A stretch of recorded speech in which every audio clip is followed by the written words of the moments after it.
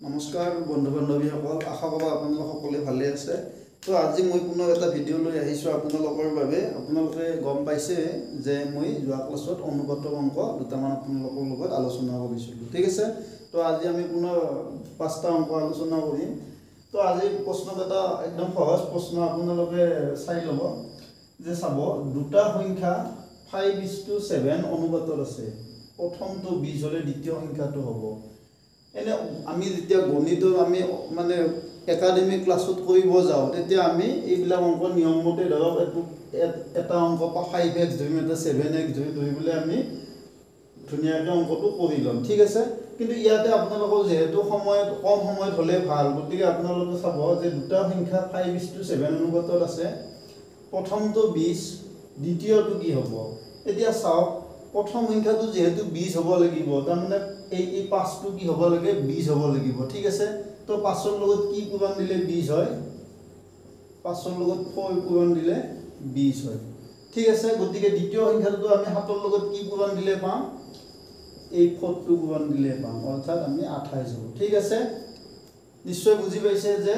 যেহেতু প্ৰথম সংখ্যাটো 20 বুলি কৈছে, তাৰমানে 5ৰ লগত প্ৰথমটোৰ লগত কি, প্ৰথম সংখ্যা মানে এইটো সংখ্যা, দ্বিতীয়টো এইটো। তো অনুপাতটো 5:7। আপোনালোকে চাব যে প্ৰথমটো কি দিছে? 20 দিছে, তাৰমানে প্ৰথমটো 5 আছে অনুপাতটো। তো 5ৰ লগত কি পূৰণ দিলে 20 হয়? কি দিলে? 4 দিলে। গতিকে আমি 7ৰ লগতো 4 পূৰণ দিলে ছেকেণ্ড সংখ্যাটো পাই যাম, অৰ্থাৎ আমাৰ দ্বিতীয় সংখ্যাটো কি হ'ব? 28 হ'ব, ঠিক আছে। তো এইবাৰ আমি দ্বিতীয় প্ৰশ্নটোলৈ আহোঁ, এইটো চাই ল'ব। তো এতিয়া দ্বিতীয় প্ৰশ্নটো কি দিছে চাব, যে এটা গ্ৰুপত ল'ৰা ছোৱালীৰ অনুপাত 7:6, তাৰমানে ল'ৰা আৰু ছোৱালী 7:6 অনুপাতত আছে, ঠিক আছে। যদি গ্ৰুপটোত 4জন ল'ৰা যোগদান কৰে, তাৰমানে নতুনকৈ 4জন ল'ৰা যোগদান কৰিছে আৰু 3জনী ছোৱালী এৰি যায়, মানে 3জনী ছোৱালী গুচি গ'ল, তেন্তে ল'ৰা ছোৱালীৰ নতুন অনুপাত 4:3 হয়, মানে নতুনকৈ যিটো অনুপাত হ'ব সেইটো 4:3 হ'ব। আৰম্ভণিতে মুঠ ল'ৰা আৰু ছোৱালীৰ সংখ্যা কিমান আছিল? তো ইয়াৰে কোনটো অপশ্যন আপোনালোকে চাই লওক, 71, 91, 78, 105 চাই লওক। গতিকে আপোনালোকে প্ৰথমটো চাই লওক, প্ৰথমটো কি অনুপাতত আছিল? 7:6 অনুপাতত। তো প্ৰথমতে ল'ৰা আছিল 7x, ছোৱালী আছিল 6x, ঠিক আছে। তো নতুনকৈ আপোনাৰ অনুপাত মানে তো মই সিদিনা কৈছোঁ, অনুপাত মানে ভগ্নাংশ, h/b মানে a/b, ঠিক আছে। তো প্ৰথমতে 7:6 আছিল, তো 7x আমি 6x বুলি ধৰিলোঁ। নতুনকৈ চাব 4জন ল'ৰা নতুনকৈ যোগদান কৰিছে, মানে ইয়াতে আপোনালোকে 4জন ল'ৰা দি দিয়ক, যোগ কৰি দি দিয়ক, ঠিক আছে। আৰু ছোৱালী 3জনী গুচি গ'ল, তাৰমানে 3জনী ছোৱালী এৰি গ'ল। এতিয়া নতুন অনুপাত এইটো হ'ব, ঠিক আছে। তো এই অনুপাতটো কাৰ সমান দিছে? 4:3, মানে 4/3 দিছে, ঠিক আছে। তো আপোনালোকে এতিয়া এইখিনি এইটো 3টো এইটোৰ লগত পূৰণ কৰিব, মানে 3 7x + 4 ক্ৰছ পূৰণ, আৰু এইটোৰ লগত এইখিনি পূৰণ কৰিব, 4 6x - 3, ঠিক আছে। তো ইয়াতে আপোনালোকে xটো পাই যাব। কেনেকৈ xটো পাব চাওক, এইখিনি নিশ্চয় চাই লৈছে। তো xটো কেনেকৈ পাব চাব, যে 3 দি 7ক পূৰণ কৰিলে 21x, 3 দি 4ক পূৰণ কৰিলে 12, 4 দি 6ক পূৰণ কৰিলে 24x, এইটো আৰু এইটো প্লাছে মাইনাছে -4 3 12, ঠিক আছে। তো আপোনালোকে xটো ইফালে এইটো ইফালে আনিলে মাইনাছ হয়, 21x মাইনাছ এইটো ইফালে আনিলে মাইনাছ হ'ব, এইটো -12, এই +12টো সিপিনে লৈ গ'লে কি হ'ব? -12 হ'ব, ঠিক আছে। তো এইটো -3x হ'ব, 21টা x জমা 24টা ধাৰ আছে, আৰু এইটো 12 ধাৰ -24 হ'ব, ঠিক আছে। তো এইটো আপোনালোকে মাইনাছ নোহোৱা হৈ যাব, 3x = 24, xটো 3ৰ লগত পূৰণ হৈ আছে, 3টো পূৰণ হৈ আছে xৰ লগত, সিফালে নিলে কি হ'ব? হৰণ হ'ব, তাৰমানে x মানে আমি 8 পালোঁ, ঠিক আছে। এইখিনি ক'বতে নিশ্চয় বেছি সময় নালাগে, আপোনালোকে চাইডত কৰি ল'ব পাৰিব। তো এতিয়া চাব, আমি আমাৰ প্ৰথম যিটা সংখ্যা আছিল 7x, মানে 7:6 মানে ল'ৰা 7x, ছোৱালী 6x। তো ইয়াতে 7x মানে আপোনালোকে এই 8টো মাল্টিপুল কৰি দিয়ক, 6x 6 × 8 মানে এইটো হ'ব আপোনাৰ 47 * 8 কিমান হ'ব 56 আৰু 6 8 গুণ 48 মানে এতিয়া আমাক সুধিছে মুঠ ল'ৰা আৰু মুঠ ছোৱালী তাৰ মানে এটা যোগ হ'ব যোগ হ'লে 6 8 14 5 4 9 1 10 তাৰ মানে আমাৰ শুদ্ধ অপচনটো কি হ'ব 104 হ'ব ঠিক আছে তো আমাৰ শুদ্ধ অপচনটো 104 তাতে আছে আপোনালোকৰ ডি নম্বৰটো নিশ্চয় চাগে ঠিক আছে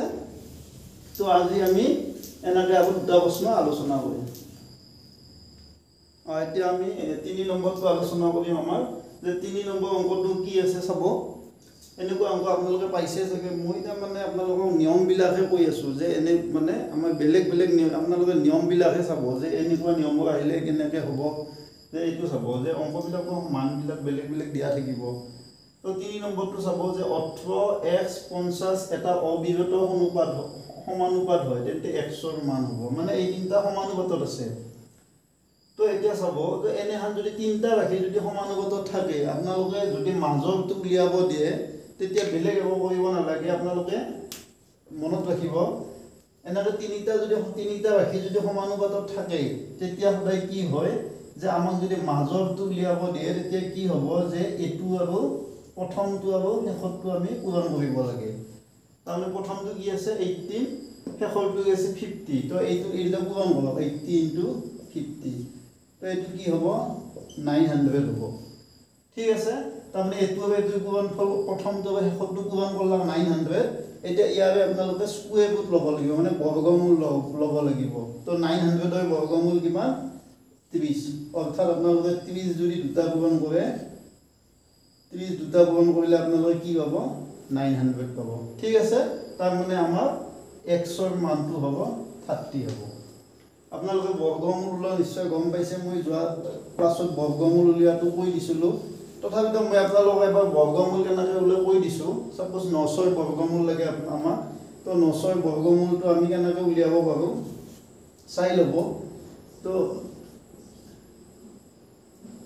মই শৰ্টকাট কৰি দিব পাব আপোনালোকক 900 মানে কি 9 * 100 ঠিক আছে তো 9 ৰ বৰ্গমূল 3 1 ৰ বৰ্গমূল 10 তাৰমানে 10 দুটা পূৰণ কৰিলে 100 হয় 9 3 দুটা পূৰণ কৰিলে 9 হয় তেতিয়া 10 * 3 = 30 এই এটা আছে কিন্তু আমাৰ যিটো 9 10 ৰ যিটো বৰ্গমূল উলিওৱা নিয়ম আছে মানে হেতু আপোনালোকে চাই ল'ব পাৰে কিতাপখনত মই কৈ দিছোঁ এবাৰ তো 900 তো এইটো কি হেদি যাব একক ঘৰত শূন্য থাকিলে 5 দি বা 2 দি যায় তো 2 দি মই যদি দিওঁ 2 4 গুণ 8 2 5 গুণ 10 2 0 0 ঠিক আছে পুনৰ 5 দি যাব 5 9 গুণ 45 0 5 দি যাব তো 5 দি এটো কিমান বাজব 5 গুণ 5 9 হ'ব 4 বাকি 4 টো 0 লগত বহিলে 40 হ'ব 5 8 গুণ 40 এবাৰ 3 দি যাব 3 6 গুণ 18 3 2 গুণ 6 তো যেতিয়া আমি বৰ্গমূল লম কি হ'ব দুটা পাছৰ পৰা এটা পাছ আহিব দুটা 3 ৰ পৰা এটা 3 আৰু দুটা 2 ৰ পৰা এটা 2 তাৰ মানে 5 3 গুণ 15 15 গুণ 30 ঠিক আছে তো এনেকৈ আমি বৰ্গমূল ল'ব পাৰোঁ ঠিক এইটো উৎপাদক বিশ্লেষণ পদ্ধতি বুলি কয় গতিকে এইটো আপোনালোকে মনত ৰাখিব যে প্ৰথমটো আৰু শেষৰটো পূৰণ কৰি পেলাই তাৰ বৰ্গমূল ল'লে আমি মাজৰটো পাম ঠিক আছে তো আমাৰ 3 নম্বৰ অংকটো হৈ গ'ল এবাৰ আপোনালোকে 4 নম্বৰটো চাওক একদম ইণ্টাৰেষ্টিং অংক আপোনালোকে চাই ল'ব অংকটো নিশ্চয় ভাল পাইছে এইটো চাব এখন কলেজত মুঠ 48টা ছাত্ৰ ছাত্ৰী আছে মানে কলেজখনত কিমানজন ছাত্ৰ ছাত্ৰী আছে 48 জন ছাত্ৰ ছাত্ৰী আছে ছাত্ৰ ছাত্ৰীৰ সংখ্যা অনুপাত 5:3 তাৰ মানে প্ৰথম যেটো ছাত্ৰ আৰু ছাত্ৰীৰ অনুপাত আছিল সেইটো 5:3 ছাত্ৰ ছাত্ৰী এতিয়া নতুন অনুপাত দিছে 6:5 হ'ব লাগিলে মানে 6:5 হ'ব লাগিলে আপোনালোকক সুধিছে যে কিমানজনী ছাত্ৰী ছোৱালী যোগদান কৰিব নতুনকৈ তাৰমানে কিমানজনী ছোৱালী যোগদান কৰিব ঠিক আছে চাই লওক এখন কলেজত মুঠ 48টা ছাত্ৰ ছাত্ৰী আছে ছাত্ৰ ছাত্ৰীৰ সংখ্যাৰ অনুপাত 5:3 ছাত্ৰ ছাত্ৰীৰ অনুপাত 6:5 হ'বলৈ আৰু কিমানজনী ছোৱালী যোগদান কৰিব অপচন আছে 6 7 12 17 এতিয়া আপোনালোকে মন কৰক ইয়াতে মুঠ প্ৰথমতে